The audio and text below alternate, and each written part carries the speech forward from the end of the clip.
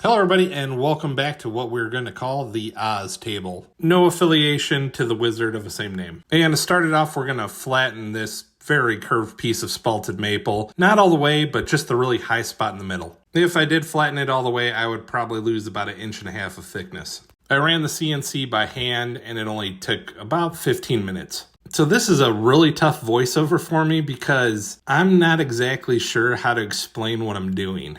So I'm going to try, but I don't think I'm going to be all that successful. So first I'm going to build this weird looking mold around the spalted maple piece. And as you can see, I'm bending some of the UHMW strips to get in the presentation that I want it. There are some huge gaps on the top and bottom of this slab. I could stick my finger under each of them. So what we're trying to do is build up a little bit of a dam there so those gaps get filled in with epoxy. But more importantly than that, we have to build up some epoxy for a place to put the legs because this pour is going to be mostly see-through. After I build up some epoxy there, what I'm going to do is I'm going to carve it into a really cool kind of flowing shape. All right, back to the video for a second. My molds are actually very robust, but even some of the most experienced epoxy workers question this and whether it's going to leak or work. I typically don't get leaks unless I do something just completely wrong. I mean, I still get leaks, but that's just because sometimes I skip steps in the process. But here I will not because I did not skip any steps. Step 1, glue up the UHMW.